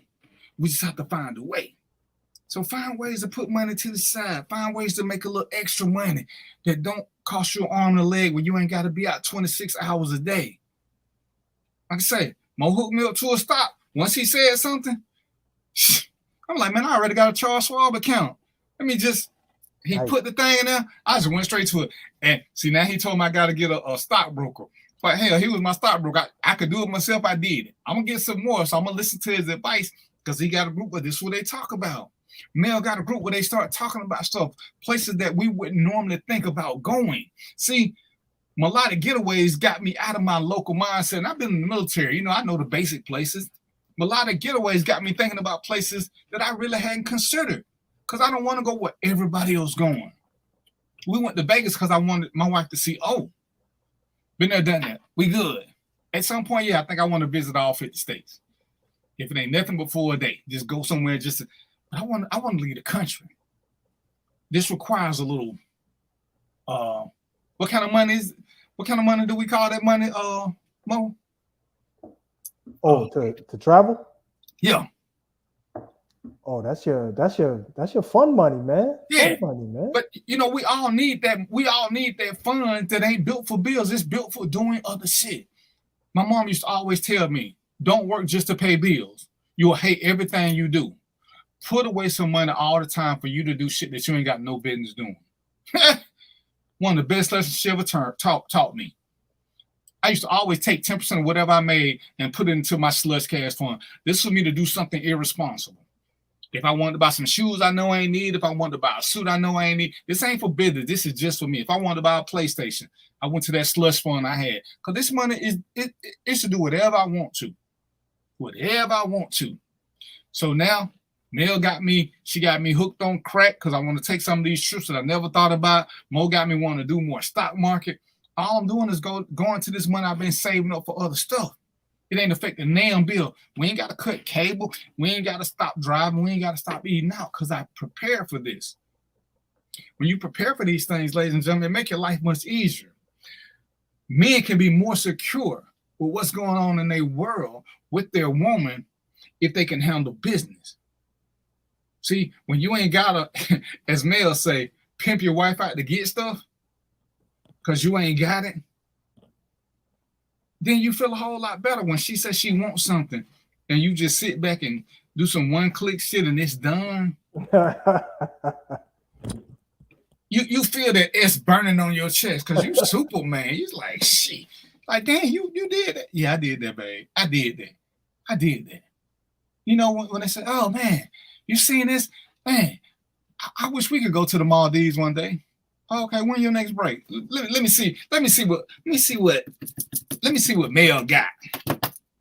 And ladies and gentlemen, let me just tell you this, because she ain't gonna come on, because she ain't there yet, but we're gonna get her. If you know you got a date ahead of time, or if you know where you want to go, hit Melodic Getaways out. Tell her where you want to go. She's a trip planner. She just got some stuff that she posts on her page on a regular basis. But if you don't, just say, hey, I want to go here. She got some train getaways. I'm like, man, that's the shit. To be on a train and just go overseas somewhere and go from one place to another, because that's what they do.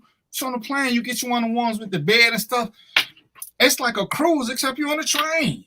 See, I hadn't thought about that, you know, because I wanted to ride Amtrak. But I'm like, damn, Amtrak. I want to ride one of the trains. I want to stop. I think she put one in Ireland or somewhere. I'm like, man, that's gotta be the shit. When you just go, because we like looking at the countryside. We like views. We like seeing this kind of stuff. These are the things that you think about when you have the means to it. And if you don't, fellas, don't be upset, ladies. Don't be upset if the lady's the breadwinner. If y'all are a team, it really doesn't matter who makes the most. Getting to the end line is a point. It's about winning as a group. And being able to take care of each other, that's something special. It's something special. What's on your mind, sir? Man, I just want to piggyback on what you said. You know, the thing is, you know, if you look at the black people, I said this before, black men and black women are dead last when it comes to investing. And I'm gonna tell you right now, you don't have to be rich. You know, you just $50 can get you started, man. You know, and I'm not telling you this because I get nothing out of telling you this advice, except the happiness to know that I was able to help somebody do something that's going to benefit them. That's what I get out of it. And that's why I try to help people, man. So look, come to Stock Market Basics. That's the name of my group on Facebook, Stock Market Basics. Join the group. I got all kind of information there. The way I learn, everything's free, man. I'm not trying to get rich off of this. I already made my money. I'm not trying to get rich off of this. I don't need to do that. So there's some of these places that are going to charge you money and this and that. I don't need to do none of that. Just come there and get this information, man, and get started. You know, you'll probably branch off at some point. I just got the basics for you, get you started. Come there, learn the basics, get started, and start growing, you know, your portfolio. Because if you look at, I even got the stats on the page.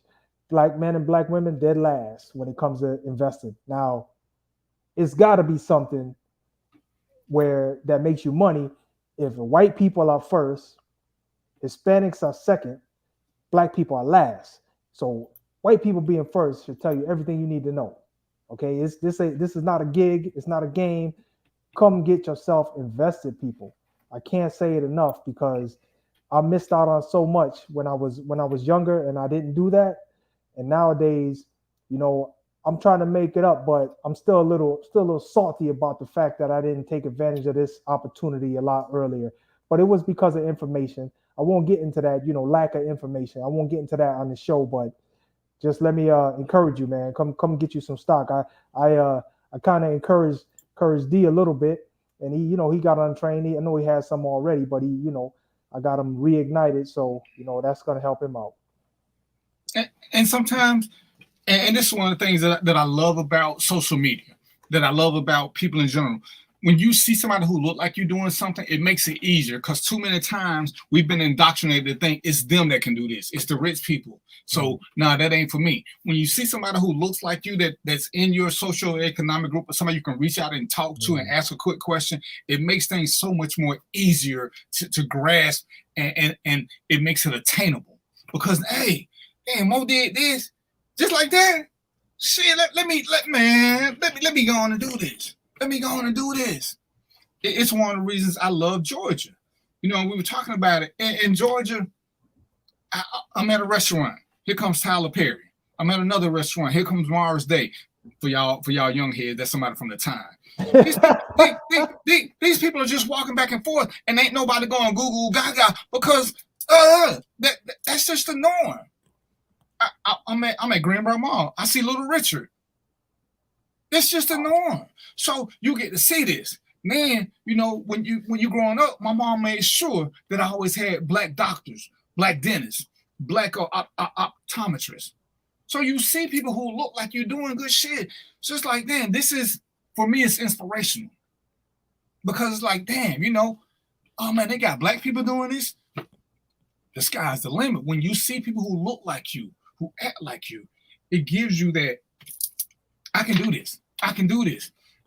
You're looking at me doing this. This is my JBN network, run by Roy. He ain't here no more. Well, he's here, but he don't do the show no more. Mel does it. It's an unapologetically black network. Hey, if you want to do a podcast or a show, you got something you want, hit him up. Look it up. This is how we can do better and still support each other. This is just what it is. And this is how we got to do stuff. We don't have to sit around and try to reinvent the wheel. You don't have to. We can let somebody else who's already invented the wheel show us the way and just join the team. Too many times, I saw a thing with 750. I saw a thing and somebody was talking about this strike that's going to go on with the actors joining the writers. And it's like, to support these actors and their pay, you could just cancel your subscription to Netflix and all this. And I'm thinking, you really want me to support somebody who is making $17 million a show? So you want me to support a guy who creates generational wealth for doing one show? You got to be shitting me. I ain't never heard one of these actors saying, let me give up $1 million to make all these workers make their life better. Because I've done security for shows. So if one of these high profile actors gave up $1 million for the other crew workers, the gaffers, the cameramen, man, their life will be better. So you want me to I'm amazed at how we love to help millionaires make more millions, but we don't want to help. We don't want minimum wage workers. We don't want to help them. You want me to stop watching TV, Netflix, Hulu, whatever it is, to support somebody who's making $20 million. You want me not to go to a football game to support an athlete who is making $17 million for 20 weeks of work? Make that make sense. Nah, it don't make sense. Make that make sense to me. But we don't want to support teachers. Why? Every teacher should make 6 figures. Every nurse should make 6 figures. Every cop should make 6 figures. People who risk their life for no reason should make 6 figures. But no, we only want to do that for entertainers. I don't get it. Yeah. Teachers shouldn't have to do school drives so they can get supplies. Right. I don't understand this. But this has become our mindset because we like to do what's popular. Mo talk about his book. I seen who was that took a picture with your book, Mo? I saw that before I went to sleep. Oh, that was a gentleman. Some of my books got down there to it was I forgot the name of it, but I have to look it up. But it was a historic place, and he gave out some of my books to some of the people who came to do the tour. Greenwood tour. It was a Greenwood tour, and he gave out some of my books to people who did the tour. And like I said, man, I gave them free too, man. I'm just trying to get people, because my subject topics are related to being the Black experience in America. So I just gave them the books. Here, take these, give these out, and let's just get some people. I'd like to have some conversations about them. So hopefully, people read them. They want to get into a WebEx or something, and just chop it up, have a discussion. While we doing it, what is survival metaphysics about? That's another group that Mo has. Okay, yeah. So we just call it. I know that was a mouthful, wasn't it? So I just call it SMP, Survival Metaphysics, called SMP, and that's a group I put together for. So think about this. I'm gonna say it this way. Think about this. What is in Africa? What we used to do in Africa is the older men used to take the young boys to a place where they would teach them about different things, about how to become a man, and it was a rite of passage, right? So I started thinking, I'm like, okay, what's today's rite of passage? How does a young boy today get a rite of passage? If let's say he doesn't have a stable household or stable parents, how you get your rite of passage? Okay, those people just get lost by the wayside because they hit the street, they learn from the other people in the street, and it's a done deal. When you get in the system, it's over, right? Especially with no training. So I put together this group to say, listen, let me get the details for the rite of passage that the Black and brown people need so they can do better in life as they get older, especially the people who don't have parents, who don't have guidance. Because I grew up, I had parents, but they did not teach me what I needed to know. So essentially I had no guidance. So I put this group together to say, here's some basic guidance of what you need to know in life. We got stuff about, like, at some point I'm going to utilize DVP because we got stuff about law. We got stuff about health. We got stuff about, being in certain situations. How do you deal with those? We got stuff about dealing with girls. I'll say girls because they ain't gonna deal with women yet, but how to deal with girls and what to expect when you're dealing with girls. I mean, all those different things that young boys or young youth don't know, and maybe they can't get that information. So I put this group together for that, to give those people a space because they need it. Because you see what happens, man. If you leave our young boys unchained, what do? They damage the young girls. They get out here, they damage the world. They mess everything up, man. With no guidance, they can mess the world up. So I'm trying to get them early before they get there. And that's what we got to start doing. We have to start doing better about promoting. We have to start being better about being accountable and responsible, without deflecting. You can promote people. It doesn't take anything away from you. It doesn't take anything away to promote other people. And we don't have to keep trying to promote what's popular or what everybody's wanting to do. Let's look out for each other. It's so, what's a great word? Free. You can promote just by sharing stuff. Every time I see people talking about algorithms, this and algorithm that, no algorithm promotes what you put on your page. And if you quit promoting bullshit on your page, then the algorithm will go to shit or change. Yeah, I post some things because I want us to have conversation, but I want us to always do better. Everything ain't everybody's fault. Sometimes a lot of what we do is out of pure ignorance. As we're closing, we talked earlier. Ladies, you have been so conditioned. You have been so conditioned by the system to take the blame for everything that most men refuse to take blame for anything because we know we can blame y'all and y'all will start accepting it. That's what y'all have been indoctrinated to do. That's what we've been indoctrinated to do. Why? Because we don't want to be held accountable, but we do want to be leaders. It's hard to be a leader, but you're unaccountable. But it's easy if all I gotta do is start blaming a woman and she'll accept it. And here come to me. Yeah, women don't ever want to take responsibility. Well, when do guys want to take responsibility? We're gonna do a show maybe next week, maybe 2 weeks. I want you to think about this, Mo. There was a thing about sex, and I'm gonna try to get a couple of ladies who were pressured into having sex. And let me rephrase that: girls, because most of them were under 25. And men didn't understand because we've got women conditioned to think that, well, maybe I shouldn't have done this. Maybe I shouldn't have done that. Maybe I shouldn't have went to the hotel room, because we've been taught, we've been conditioned to think that if I get a hotel room and a woman comes in at 2:00, what she want? What she want? Well, maybe she don't. Maybe she just wants to spend time with me. But we've been conditioned to think she wants sex. So when we start pushing up on her, and she was like, and we'll flip the script. Why you come here then?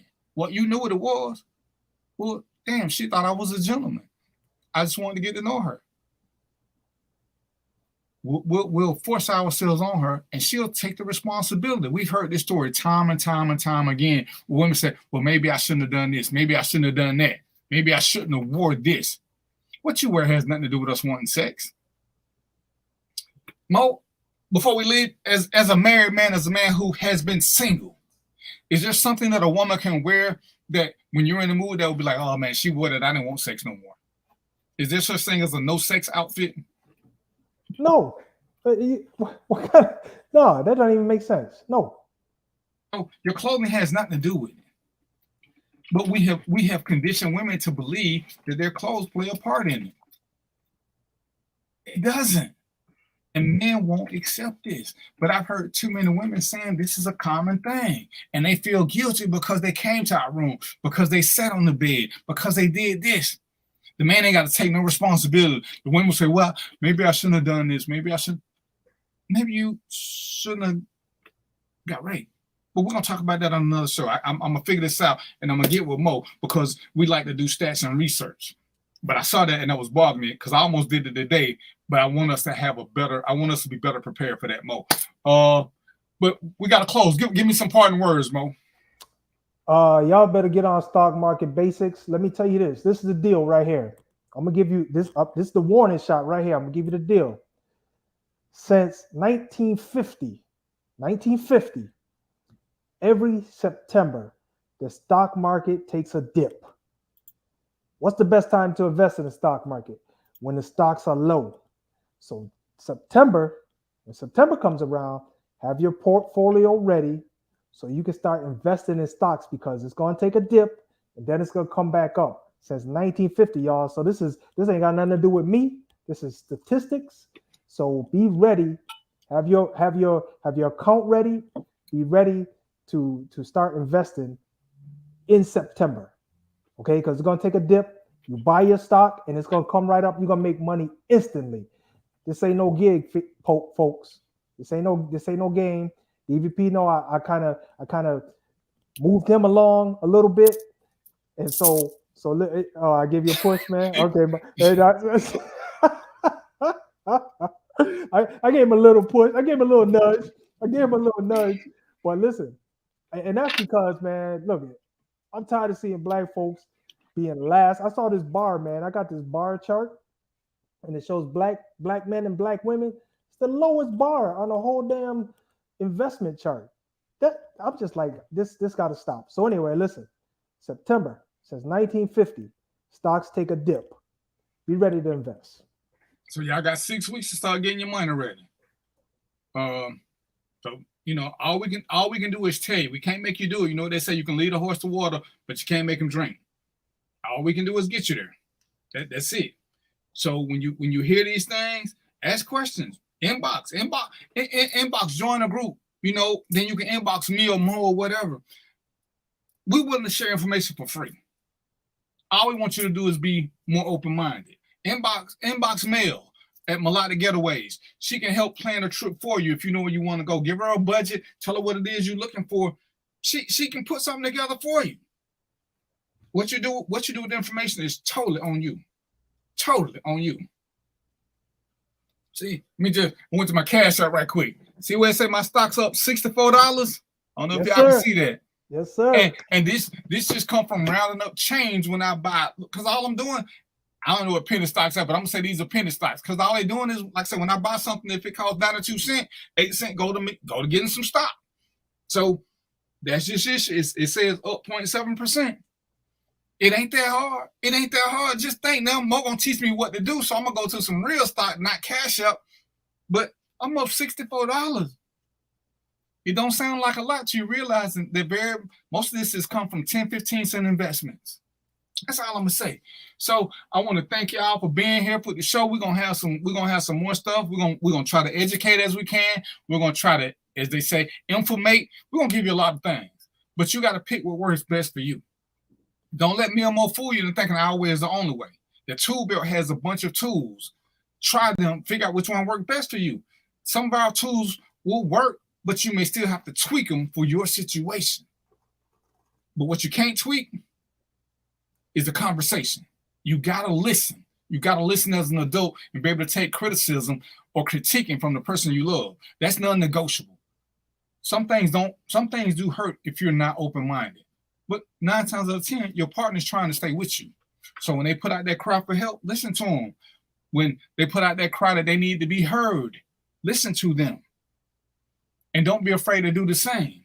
Sometimes there's no politically correct way to say what you need or what you're missing. You just got to say it. You got to snatch the Band-Aid off and just go from there. All right. So until next week, 6 days and 21 hours and 57 minutes because we're a little bit late. Y'all know what it is. I'm already finished. So until next time, y'all know this. Peace, popcorn, and chicken grease from Random Thoughts with DVP and my man Mo.